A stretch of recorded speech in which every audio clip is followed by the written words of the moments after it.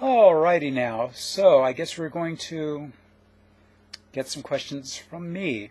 Some things haven't been asked yet, and I figured as long as I've got the room, I might as well answer some things. What has been happening around the world during the span of the Counter Wars?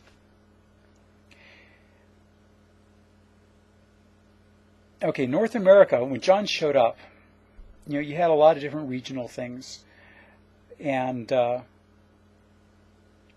during the span of Season 3, basically Western Canada was lost.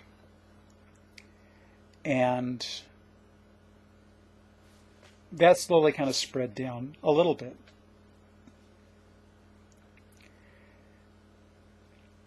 Skynet wanted Canada because it largely has all of the polar region.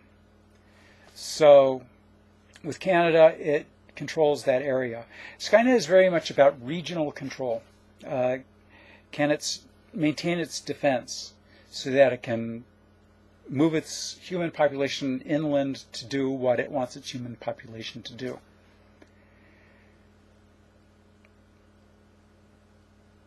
As time goes on in North America, John's resistance movement, after he becomes commander of everything, slowly shifts. Skynet takes control of much of the United States and all of Canada. Civilians get funneled down towards western Mexico, which is where John is maintaining them. In South America, it's kind of even when John arrives, slightly tilted towards the north on Skynet's end, but Skynet has problems. It's a machine. It doesn't take to the tropics well. So Skynet is kind of more than willing to concede some territory in the tropical regions, the equatorial regions, until it really needs the coltan that's in Colombia, in which case it recaptures that area. Meanwhile, the resistance makes more inroads in western South America and starts pushing Skynet towards the other coast. Europe has had a very pitched battle, and it's not been a successful one. As I say, Scandinavia has pretty much been lost to Skynet. It's still kind of being a battle when John arrives, but it's soon lost. So Skynet gets Scandinavia and most of western Russia and the Balkans.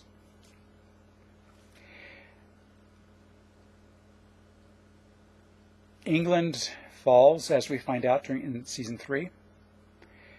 And it reaches a point where, when John decides that he's going to take troops from overseas and bring them over, he's leaving the civilians on their own. He's figured out by observation, not because he has any other special knowledge, that Skynet is not hurting the civilians. It's kind of hurting them. And he's willing to sacrifice that so he can get the fighting people. And that's the purpose of the jets. Consequently, the populations move down Asia towards Southeast Asia, again, the more tropical area where Skynet is just as happy as to let the humans stay. And a consequence of this, as troops start leaving Europe, is that Europe just falls. And pretty much a goner. Africa, totally different story. Humans are doing well in Africa. While Skynet has some coastal areas, for the most part, Africa is under more or less human control. I mean, let's face it, with the Sahara and some of the tropical regions and places like that, even the humans aren't really happy about being there either, but it's more hospitable to them than it is to Skynet, and it provides some raw materials. And that pretty much leaves Australia and Oceania and New Zealand. And over the course of the run, resistance forces managed to push Skynet out of Indonesia, Oceania, and many of the Pacific Islands, simply because it's just harder for Skynet to inhabit those areas. It still maintains a foothold in some of coastal Australia, but slowly humans are gaining some ground in Australia, and they start winning in New Zealand. It's a tough slog. There aren't a lot of materials left. Let's not forget, I know a lot of Aussies know this, but I think a lot of people around the world, especially in America, think that Australia is very lush. And the fact of the matter is that the outback and the Great Desert is a really honkin' big desert. Most of Australia that you see that's really lovely and everything else, it's coastal. So that's what everybody's hanging on, and the humans have been making progress as we move on. Overall, globally, the two sides have been keeping kind of even. And that was intentional on my part because I wanted to make it so that either side could win and legitimately be winning it. All right, next question, the Jameron issue. What are John and Cameron actually feeling? It's complicated. Cameron loves John. She loves John in her own Cameron way. Probably not as fully as like a Teaser OK could if a Teaser OK loved John. But in the way that she can perceive it, she loves John. And without her, without John, her life has no meaning. And that isn't just a Terminator directive or a Protector directive. That is her heart, so to speak. Over the run of the series, she keeps trying to test John to see where he's at, but she doesn't push. She goes in to hug him from time to time. She tries to touch him from time to time. She makes him remember things that happened. And the fact of the matter is, John won't allow himself to open up.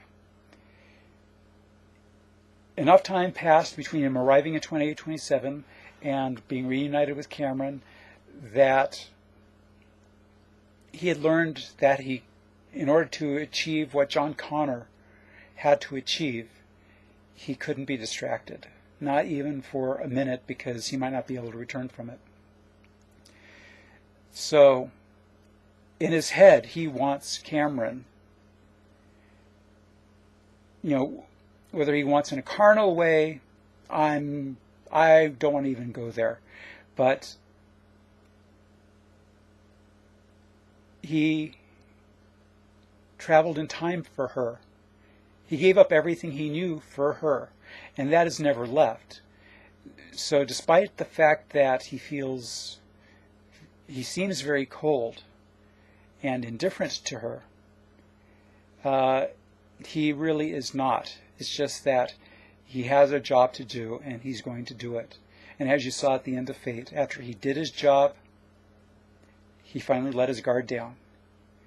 And what an interesting story that will be. Okay, last thing, because I only have a little bit of time left, some of my favorite scripts. Number one, without a question, is Sharper Than a Terminator's Truth. Reanimating Cameron was a big deal for me. It's what I'd been waiting for up to that point, and I didn't let myself down, so I'm okay with that. Next up, 1,000 Miles, simply because it's the first script and I was outlining things, and it started the whole ball rolling.